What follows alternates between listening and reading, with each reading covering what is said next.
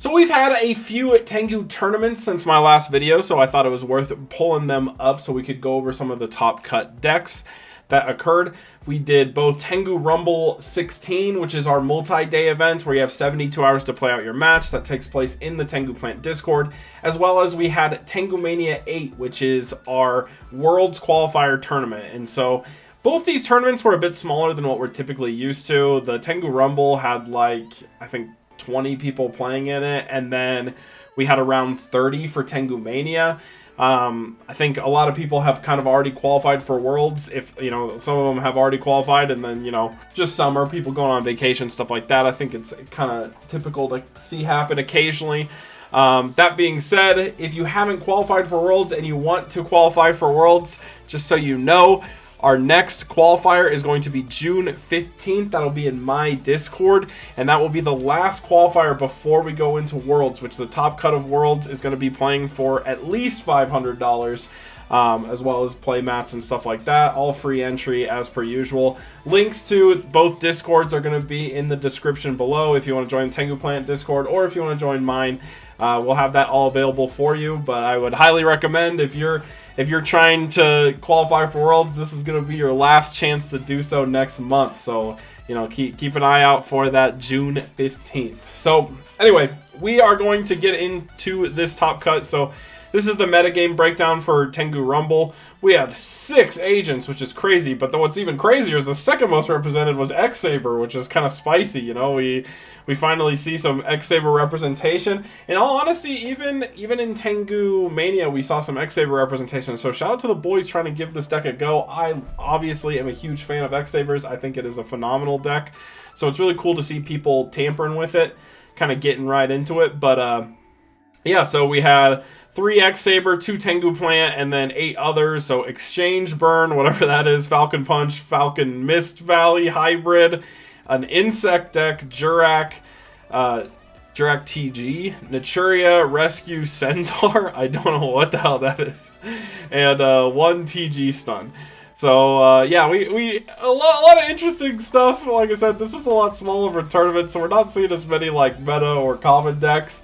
Except for, you know, like the 2 Tangu Plant, the 6 agents. So you can kind of already expect how this tournament's gonna go, you know, for the most part, just given what else is here. You know, we got in our 4th place position, we have, I'm not even gonna try to pronounce their name. It's like a bunch of numbers and digits and all kinds of crazy stuff going on. So they're playing Tangu Plants, and we got, like, basically standard Tangu Plant deck. I mean, there's really not much to really look into it. This looks like almost identical to the Billy Break build. I'm trying to figure out what the singular difference is. It looks like 1 MST instead of 2 MSTs, swapping out for a D Prison. Other than that, this is literally the cookie cutter Billy Break Tangu Plant list. We have, yeah, pretty standard side. I don't know, nothing too crazy. Outside of, I guess, you know, we're cutting Roach for Chimera Tech, which is a little interesting. I mean, I don't know. So I've seen a lot of people opt to cut Roach. I've seen more people do things with, like, Chaos Sorcerer and then do Arcanite instead of the Roach, which I think makes some sense. I don't really know if you really need main deck Chimera Tech, especially if you're siding 1 Cyber Dragon. That just doesn't really feel that worth it to me, but, you know, it is what it is. Either way, like I said, pretty standard Tangu Plant list. Not much to say. We'll move on to our next one, which is going to be Grace, who is playing Agents.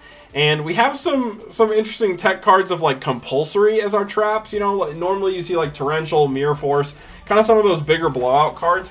It's interesting that we opted for Compulsory. I'm not sure what the reason behind that is, to be honest. Because I think Compulsory is, like, relatively weak compared to other trap cards in this format. So I'm kind of curious what the actual purpose of this was. But for the most part, like, the monster lineup is, like, everything we've seen before. This is, like, super standard. We're not running Chaos Sorcerer, which is a little interesting. Basically, one of these Compulses could be a Chaos Orc. And I think when you're on Tour Guide in Agents, I think it's worthwhile to have the Chaos Orc. So, yeah, that's kind of spicy as well. That being said, we've got Creature Swap in the side, which is kind of cool. We're doing some cheeky Creature Swap plays, and Lightning Vortex, which is really interesting. I do like this card. I think this card is like surprisingly good in certain situations, and I think agents can't afford the discard. Discard like a random agent, and that sets up your grave for Hyperion, plus you get a board wipe. Like, I feel like there's a lot of blowout potential with Lightning Vortex. I'm just curious what you're citing this in against. But yeah, for the most part, again, kind of standard agent list. We can kind of expect that, given that there were 6 agent decks in this 20-person tournament, that we're going to see, like, you know, a decent amount in top cut. But we are going to move on to second place, which was X-Sabers, and it was Shabam with X-Sabers. This is a very interesting list. This is like, typically you either see like the Decree build or the Trap build, and somehow we're operating on both, where we're like main decking Decree as well as running traps. I find this really interesting. I don't know how good it is. I mean, it made second place, so that's not terrible. But the hard part here for me is, if you're on like Decree, like this can turn off your other trap cards, which is like sometimes okay, like it just depends on your matchup. But like, instead of turning off your trap cards, you could just make your trap cards spell cards, and you'd be like a lot happier, right? Like, you could be on things like, you know, we're on 1 enemy controller but 3 Full Helm Knight. So like, I mean, I'm obviously very opinionated on how to build X-Sabers. I think 1 Valor is also like really terrifying, just because of how important Valor is in like to swing matchups versus Chaos Monsters, agents, all that stuff. I think it's like one of the most important cards in X-Sabers is to be a 3-of. So 1 Valor feels really, really risky to me.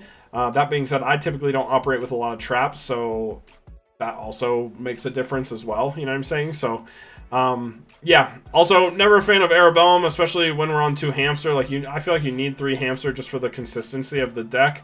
We're also on 3 Fall Troll. I'm curious how that worked. I've seen people do 3 Gothams, and I actually think 3 Gothams is slightly better than 3 Fall Troll, just because Gothams has a lot more blowout potential than the Fall Troll, which is like, if you need to get, like, basically you want to search for Fall Troll when you know you can get 2 Sabers on board. That's not always guaranteed, but it's a lot easier to resolve a Gothams, which is, I just have an X-Saber monster on the field and I can do stuff, you know. So but yeah, good to see people experimenting with X-Sabers. Again, being the 2nd most represented deck in this tournament, taking it 2nd place is not a bad deal. The side deck is a little spicy too. We're on 3 Leeching, and I do like Vanity's Fiend. I've been a big fan of Vanity's Fiend in the side of X-Sabers. Extra deck looks relatively standard and normal. We're on 2 Hyunlei, which is technically fine. But yeah, so really cool to see. Congratulations to Shabam for taking 2nd place. We'll move on to 1st place. Unfortunately, I don't have a download link for this, but this is Evolution winning for their 3rd time with agents. So this is like Evolution's 3rd time winning a tournament with agents. And this is basically the most cookie cutter, like run of the mill. This is the agent build. You know, this is what you almost always see: the singular trap and then heavy hand trap build with, you know, all the bells and whistles. You know, I think we've seen this list top like multiple times. It's a pretty solid way to build agents, I think, as Evolution has proven. So congratulations to Evolution for taking the dub. But again, it's not something you guys haven't seen before, so not much else to say on this list. We'll move on now to Tangu Mania 8, which, you know, had quite a bit of agent players as well. We had 6 agents, 5 Tengu plant players, 4 Chaos, and we had like Cat Sith, Piper, all the different variants, 2 X-Saber, and 2 Gladiator Beasts, which was really interesting. Then we had 11 others, so 1 Alive Dad, 1 Dragoonity, 1 Falcon Punch, 1 Gravekeeper, 1 Gren Maju, 1 Hero Beat, 1 Hero Frog, 1 Infernity, 1 Mist Valley, 1 Naturia Stun, 1 TG.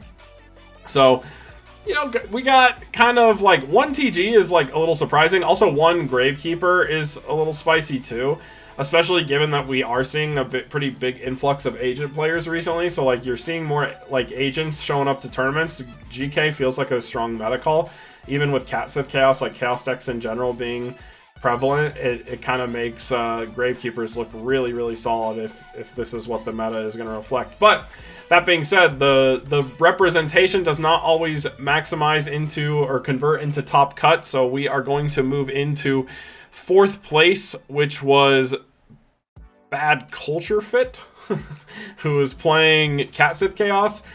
This has been the new bread and butter, like optimized version of Cat Sith Chaos, where you got the Gravekeeper Spy, so you can go and make like free Utopia plays that gets you your light in the dark. You got the Tour Guide engine with the Cat Sith and like 3 Chaos Monsters. You're just kind of maximize on Chaos Monsters as much as possible. 3 Thunder King. Pretty standard list. We're on 3 MST in the main, which is kind of interesting. This is like very back row preventative, which is like pretty interesting, especially with like agents being so dominant. Like being really heavy on back row hate is I'm not really sure why we opted to do that, especially when you have Phoenix Wing, which kind of helps in that regard as well. But we have a lot of like single target clears alongside all of the, just stalled tools that Chaos Monsters have through the likes of the Spy, the Thunder King, things that can kind of put a big body on the board and just chill. So this looks like a phenomenal list to like simplify the game state and then make big extensions with like your Chaos Monsters and stuff like that. In the side deck, we've got some Fossil Dyna action, a Kaiku. I'm a big fan of Kaiku. But yeah, most part, nothing too crazy. No crazy text going on in the extra either. So congratulations to Bad Culture Fit for taking 4th place and I believe qualifying for Worlds for the first time with Cat Sith Chaos. We'll now move on to 3rd place, which was Quinning, who topped with Gladiator Beasts. And this was really interesting. Again, we saw 2 Gladiator Beast players in this tournament. Both actually were doing pretty well for most of the tournament, but Quinning actually taking 3rd place, running like Di-Fi Gladiator Beasts on Guardian Iatos. 2 Hoplimus in the main is like really spicy. Like that's like pretty surprising to me. I know this card is like one of your best turn 1 plays, is just set a Hoplimus, because then if they swing into it, you get your free tag, and that feels really nice. But at the same time, it's like, it's useless at most other points of the game, so to be on 2 feels a little interesting. 3 Proving Ground. This is relatively monster heavy. I personally would like to see in a list like this Respite. I found Respite was really, really good for me when I played Gladiator Beasts, and I feel like one of the biggest weaknesses of Glads is bricking on monsters. So like Respite is recyclable. It doesn't, you don't lose it to Di-Fi because it still will go to grave and you can bring it back with a quest. So I'm actually a big fan of having Respite in a list like this. That being said, really, really cool to see. We have 7 tools, double Starlight Road in this main deck. So like we got all kinds of back row hate prevention, as well as, like I said, I like the 7 tools because you can go into Geyseris and it's similar to like X-Sabers. You go Hyunlei with 7 tools. It's like really, really strong. They warning and then they lose because you got the 7 tools of the Bandit. We're siding the 3rd War Chariot, which is interesting. So if you go against like, this might be like preventative. So if you go against something like Heroes or TG, it's not just Turbo Dead. But yeah, congratulations to Quinning. This is a really cool list. I love Guardian Iatos. This card is so sick. Very cool artwork. So I'm happy to see that Glads are getting some representation and honestly doing well. I've always said this deck was good in Tengu, but it really isn't super popular. So it's cool to see that people are making it work. All right, moving on to 2nd place, we have Halfar, who was playing Piper Chaos. And honestly, Halfar has really been like pushing the limits of Piper Chaos lately. I feel like we haven't seen Piper Chaos do well historically for a while. But this list is looking pretty good. This honestly looks pretty similar to the list I have on my website, where we're rocking like the Tour Guide engine, but you've got like the 2 random Treeborn Frogs that you could just like discard for hand size or play around with like Econ and like creature swap. So how far I do like the deck build approach, I'm a big fan of the creature swap, the Treeborn, all this stuff. Halfar's been playing this in multiple tournaments. I think he also just topped with in like one of the Tangu Mania like store championships with Piper Chaos as well. So Halfar going in deep to make this deck work, and I think that's pretty cool to see. But yeah, we got all kinds of spice going on here. We got the Vanity Fiend, triple Vanity Fiends inside. I'm sure this catches people off guard. It has such good synergy with the Treeborn Frog and the Battle Fader. if you know you're going against something like agents, this can actually auto win you games. I know it has for me when I play X Sabers. You just tribute, like I remember at YCS Vegas, I tribute summon for Vanities, and they just had all boss monsters and stuff, and they just never were able to out it because they don't have any options. We also got a little spicy tech of Arcana Force the Fool. It's like a nice little Spirit Reaper that also will get you a draw one off Piper, so I kind of like to see that. But yeah, congratulations to Halfart taking second place. Almost gave us our first Piper Chaos dub in Tengu Plant format. At least I don't think anyone's won with with Piper Chaos yet. But came pretty close, but unfortunately wasn't able to close it out in the grand finals. Moving on to first place, we have Alex Lin, who was playing TG, and not really TG Stun because we're not opting for the skill drain variant. We're opting for the tour guide with like a little chaos engine going on. And honestly, I think this is like the better way to build TG. I think it's pretty, like, I like having tour guide because I think the setup play of like Special Striker, normal summon tour guide, get a Sangan, and then synchro with your tour guide and striker for like a Catastor is just a really, really strong play. Also, I mean, obviously tour guide can do cool things where it can trigger Warwolf for you, so you can summon tour guide, get like a Sangan, special summon Warwolf. It gives you a lot of like aggressive ways to put damage on board pretty quickly. One thing I was thinking about with a list like this is I'm normally not a fan of this card, but I do think Terabyte, the triple rank 3 that steals monsters, would actually go kind of hard in a list like this, because like if you just have like tour guide plus Warwolf, then like tour guide into Warwolf makes Terabyte. You could like, you know, steal your opponent's Tengu or other things like that. You just steal their monsters, and that sounds kind of sick to me. That and you know, it's just kind of a big annoying wall. It's got like massive defense, so like I said, not typically a fan of the card, but I think in a list like this it actually would go kind of hard. But for the most part, we are rocking the typical like TG version of this. I like that we're doing Valor. I think Valor catches people off guard in TG because like they're expecting skill drain, but if you don't have back row, they think they can get away with their effects, and then you hit them with Valor and it hurts pretty bad. So I'm really glad to see that we're opting for Valor in the build. Obviously, I love this card. 2 Valor in the main seems fine. This deck doesn't really get completely blown out by the likes of Trishula unless it's like a main phase 2 Trishula. But you know, for the most part, you're not worried too much about what your opponent's doing up until like that Trish. So Valor is going to really stop your opponent's like big extensions. But yeah, congratulations to our boy Alex Lin. Sorry, I'm trying to make sure I pronounce that right. Alex Lin.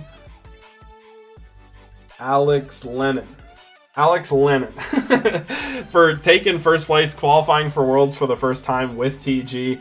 It's really cool to see all the different types of builds we've been getting, because like basically all of these are very unique from one another. And the one thing that was really interesting again about this qualifier is we had 6 agents, 5 Tengu plans, and none of those decks topped.